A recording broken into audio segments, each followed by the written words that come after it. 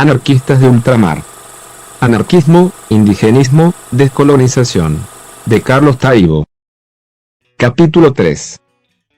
Los anarquismos híbridos.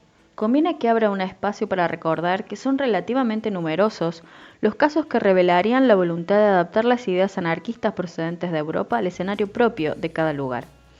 Bien que de la mano de conceptos de perfil no siempre claro, se ha hablado de esa vocación de anarquismos híbridos, de anarquismos mestizos y en algunas circunstancias de anarquismos criollos. Intentaré rescatar algunos ejemplos de este tipo de prácticas discursivas. El término anarquismo mestizo ha sido empleado en relación con el magonismo mexicano, más adelante me ocuparé de este, para perfilar lo que, a tono con el argumento general, ha querido ser una adaptación del anarquismo a la singularidad del país. Los magonistas subrayaron con frecuencia que su movimiento no era una mera repetición de las ideas de Bakunin y de Kropotkin, sino que antes bien había acometido un ejercicio original de adecuación de las ideas al escenario mexicano.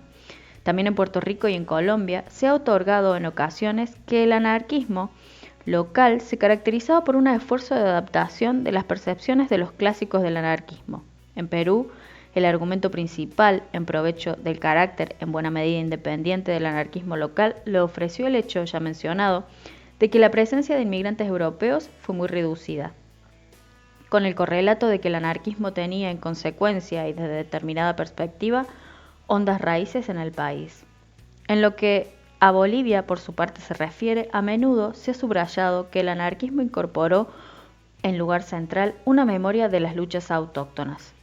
Entre determinada izquierda en Argentina no faltó, en un terreno próximo, la crítica agria con respecto a los anarquistas de origen extranjero que no habrían sabido calibrar los rasgos característicos, singularizadores de la vida del país. A efectos de introducir una observación más que me obliga a cruzar el Atlántico, también en Egipto se hizo valer la sugerencia de la necesidad de establecer un nexo entre las formas de organización de los trabajadores autóctonos y la de los europeos, sobre la base de una ética internacionalista. Bien puede apreciarse que entre los ejemplos propuestos los hay que remiten a una eventual influencia en el despliegue del discurso anarquista, de los pueblos autóctonos y de sus formas de vida. Este primer horizonte es singularmente veraz, como los hay que dan cuenta, sin más y de forma menos atractiva, del designio de adaptar las ideas anarquistas incorporadas a la condición singular de cada lugar. A esta disyuntiva se suma, en un grado u otro, una disputa omnipresente en el oriente asiático, sigo recorriendo kilómetros, traducida en una confrontación entre anarquistas antimodernistas, defensores de determinados valores tradicionales de las sociedades afectadas, y anarquistas modernistas, más inclinados a aceptar lo que llegaba de Europa y de Estados Unidos y más propensos a defender una revolución social que acabase con un sinfín de instancias y valores que se entendían anquilosados.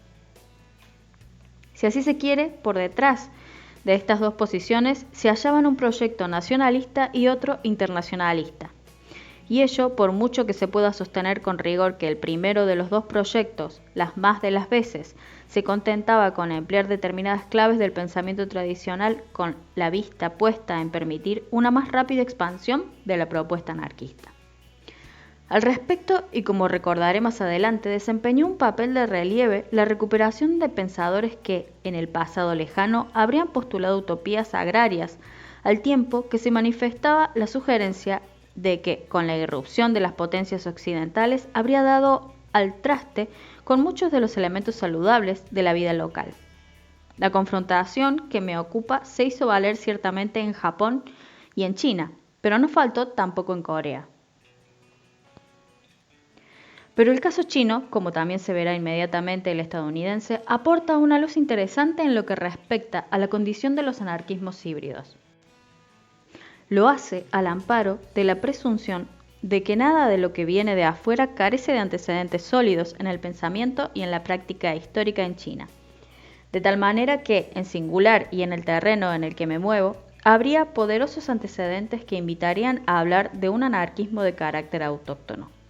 Al calor de percepciones como esta y en paralelo, se habría adelantado la idea de que la realización del anarquismo en China No sería difícil por cuanto los cimientos del país beberían de los principios taoístas y confucianistas de la indiferencia y la no interferencia, a lo que se sumaría el hecho de que siempre el gobierno en China habría estado alejado del pueblo y no habría suscitado sino desconfianza en éste. Conviene subrayar de cualquier modo que la mayoría de estas percepciones no acierta a ocultar el innegable origen occidental de la teorización primigenia, que al cabo sería objeto, en los hechos, de un esfuerzo de adaptación a la realidad local. Ya he anunciado que hay que prestar atención a un último caso de interés, el estadounidense.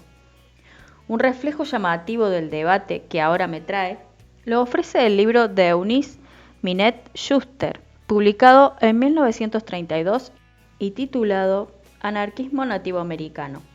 La tesis principal vertida en esta obra señala que el desarrollo del anarquismo norteamericano le debe menos a la influencia europea que a factores autóctonos. Pese a las apariencias, el texto en cuestión no se interesa por las presuntas prácticas libertarias de los indios norteamericanos, sino por la construcción de un discurso anarquista autóctono en Estados Unidos. Este discurso apenas rendiría tributo, lo haría tangencialmente, en las figuras de Proudhon, de Stirner y de socialistas utópicos como Owen y Fourier, de resultas al anarquismo europeo. En la versión de Schuster se entiende, en este último, se hallaría indeleblemente marcada por la perversión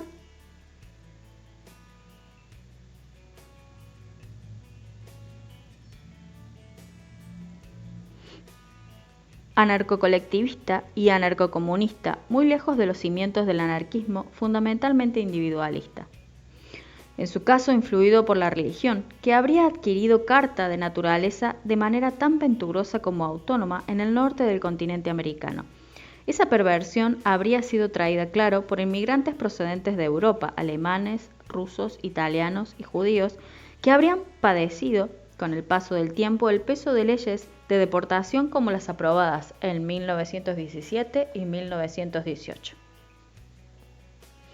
Llamativamente, y como por lo demás cabía esperar en intentos como este encaminados a construir un anarquismo de origen estrictamente norteamericano, no hay espacio alguno para reivindicar el papel que al respecto pudiera corresponder a las poblaciones indígenas locales. No caben, por ejemplo, esos iroqueses que contaban con una propiedad en común, que también en común trabajaban y que distribuían igualitariamente los bienes, lejos de cualquier concepto de propiedad privada. En una sociedad como la iroquesa matrilineal, eran las mujeres, por otra parte, las que dirigían las aldeas. No había leyes ni ordenanzas, ni sheriff y alguaciles, jueces y jurados o tribunales y cárceles, el aparato de autoridad de las sociedades europeas. A diferencia de lo que ocurría en estas, en suma, los indios se sentían parte integrante de la naturaleza, de las rocas y de los árboles, de los animales y de los pájaros. Fin del capítulo 3.